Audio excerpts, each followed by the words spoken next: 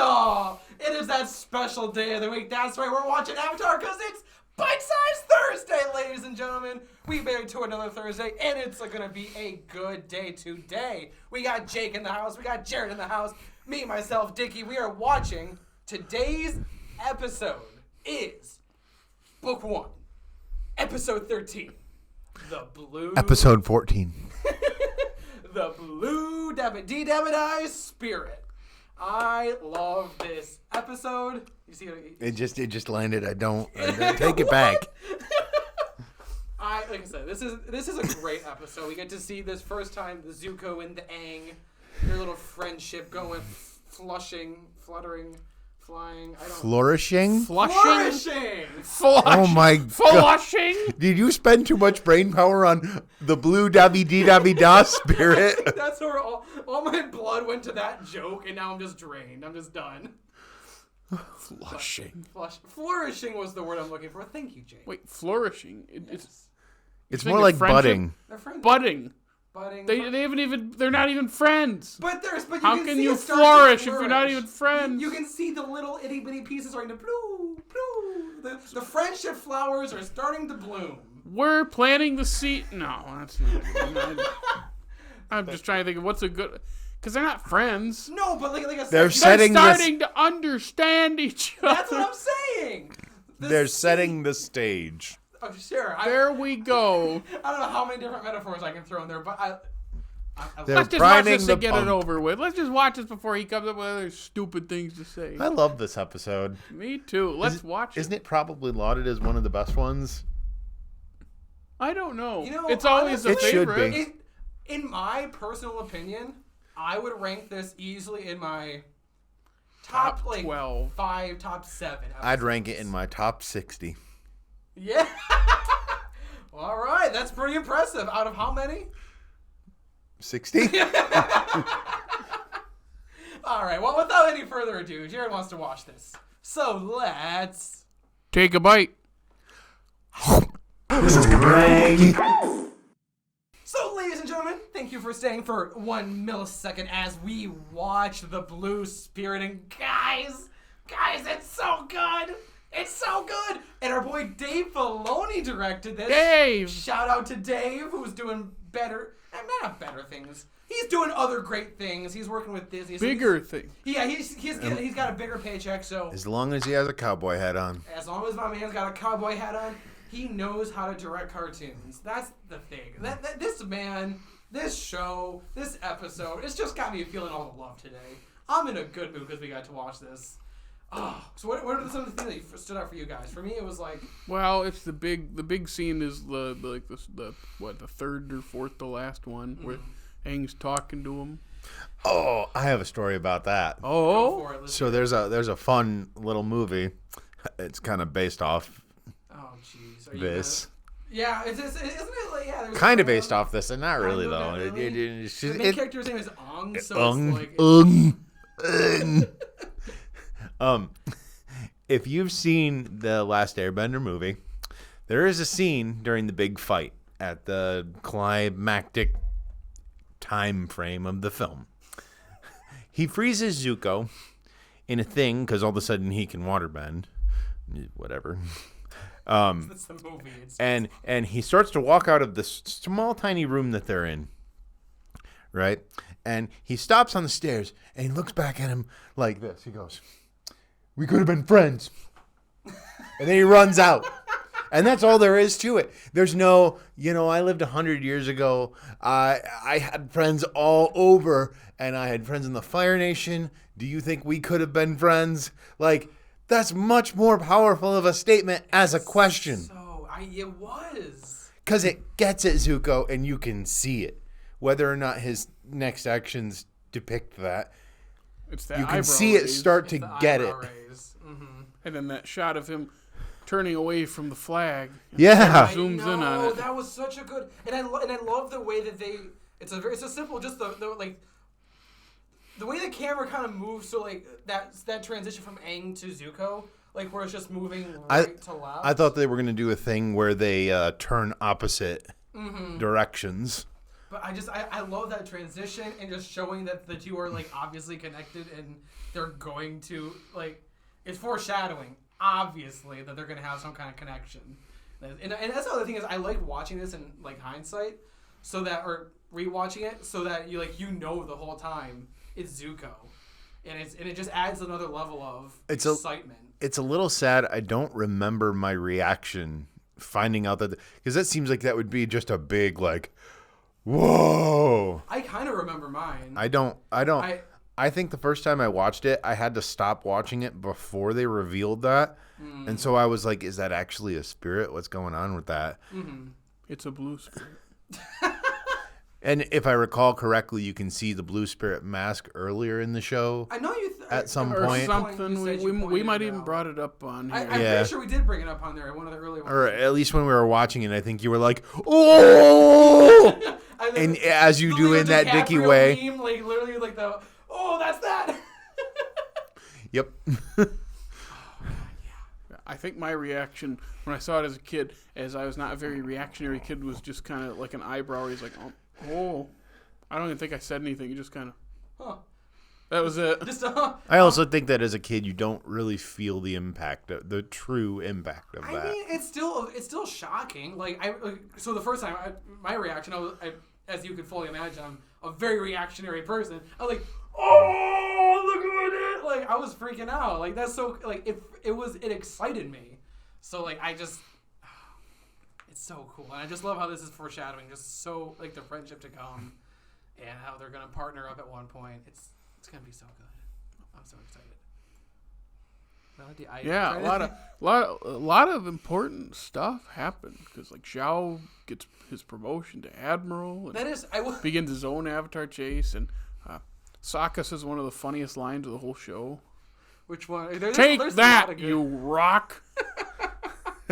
I laughed really hard. I absolutely adore how when they were both sick, Sokka was he's knocked out. Like, he was loopy as hell. And Katara at least had a little bit of like, she was trying to hold on at least a little bit, but Sokka's like, woo!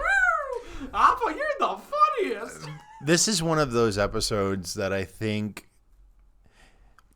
illustrates the ways in which the brother-sister relationship between them is just portrayed so realistically.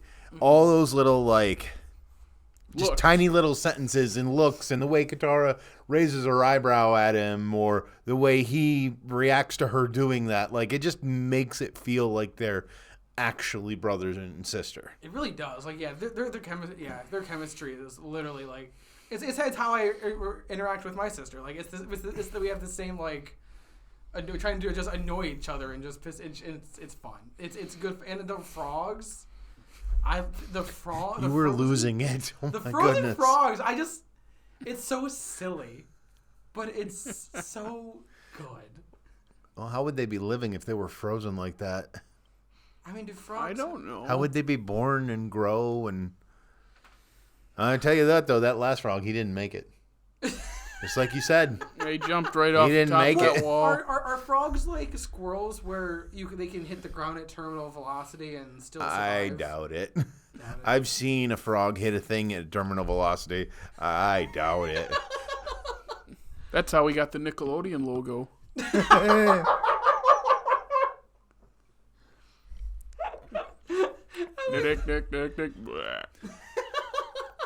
don't know why this is... There's something I was thinking about, too. They were sick in this episode, Katara and Sokka. And then I thought about something. So she's a waterbender. Can she bend vomit?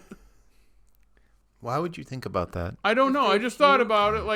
Like she can remove sweat or something she does at one point in the show or something. But she doesn't realize it until later. But I'm just wondering, if Sokka started throwing up, she go and throw it right back in his face. Or this is you quality just threw up entertainment we have for you. I mean, I'm just wondering I want vomit benders in this next show. We got blood benders, so it can't be too far away. Sweat benders. Why do they have to sweat the water before they can bend it? Why can't sweat? Because our bodies are 80% water. That's kind of what blood bending is. Yeah, but it's blood. Belly bending. Yeah. Or zoom in on that. you could do pee bending. Like, could you imagine just like? No, I already made that joke. Like the amount of bending is unlimited. Snot bending. Also, I had another thought. How come Momo? Okay. Oh boy. I'm thinking too hard about this. Momo in some episodes can understand them. I mean, why in this episode can he not? Because it's funny to watch them. And then kind of did though. Like, and then, he still brought them back things. And then when he didn't succeed like the first or second or third time, or four. Why didn't they send Appa? Appa clearly understands. They're laying on him. Yeah, Are you telling me? Roll off of him and lay on the ground. They don't have any energy because they have no water. Also, the ground is nowhere near as comfy as laying on an Appa. I'm just saying. That doesn't mean I want to like lick him. I guess there's a I wouldn't want to lick hair Sokka getting the frog taste out of his mouth by going, and Appa's fur always grossed me out as a kid. I guess there's a reason they make Appa pillows and not Momo pillows. Exactly. I would want to lay on an Appa. It sounds like it'd be really cozy and warm. Like I agree with them, honestly. And it also reminded me the really funny line from the I'm just gonna say the medicine lady because I don't remember her actual name. He's like, "You're insane, aren't you?" "Yes, I am." That one got me good too. He goes to the herb lady. Herb lady? Yeah. And she doesn't even, she just tells him where the frogs are. I just remember that's funny. It's like he waited all that time. She's like, "I'm not going to give you anything." Well, and then she was like, "I'm looking for the what flower?" He finds it in her cat's dinner. It was just a perfect, just bat crazy old lady that just, I don't know. It's funny. I do have another thought. I would like to get your. This is going to sound like I'm dissecting it too much, but I'm just postulating it. I want to get you guys' opinion. So okay. So the full moon makes waterbenders more powerful. Right. That makes sense with how the moon interacts with water. Yeah. And the comet for the fire. How though? Because comets are not inherently on fire. They are not on fire until they hit the Earth's atmosphere. Yeah, and that's when they can draw. They can draw off the heat it creates. That's what I'm guessing. But if they draw their power from the sun, why does that matter? Because then there's two suns, so it's Star Wars. Okay, I'll take that. Oh, then what's the Earthbender's strength? I was just thinking. Then what's the Airbender's strength? I mean, I know it doesn't matter, but no. But in theory, I'm wondering if there's like a hurricane or a natural tornado, the Airbenders can go out there and just like pull strength. But then the Earthbenders are screwed. Or would an earthquake give them more power? I mean, I don't know. I'm trying to think because, like... Plate tectonics! Yeah! That's all I get. I just wonder, if an airbender was stuck in the doldrums out in the middle of the ocean, would they be able to airbend as effectively? Because there's no... wind. There's air, but there's not as much wind. I'm just wondering. I mean, there's air. If there's air, you would think that they could bend it. But then was there less air, and then would they not have enough to be as powerful? I'm just curious. That also that would be more of a question for me if like on top of a high mountain. That also or in there's space. Literally less air. Next show's in space. I was about to say, what about in space? Like Fast and Furious. In the next show, the creators said they were going to once again jump, like technologically speaking, jump forward another. Well, I mean that just makes sense. Yeah, and so I'm curious if they go into space, can airbenders bend? And no, right? Because there's no air. So will there be any airbenders? Is another question because who knows? Were there any? There were at the end of Korra, but that's what I was trying to remember. Like that show gets. I'm gonna say it plays so fast and loose with the rules of the first one that it makes sense, but at the same time kind of undercuts the other one. Well, that's for when we watch that. Let's keep going for that. But anything else about this episode today?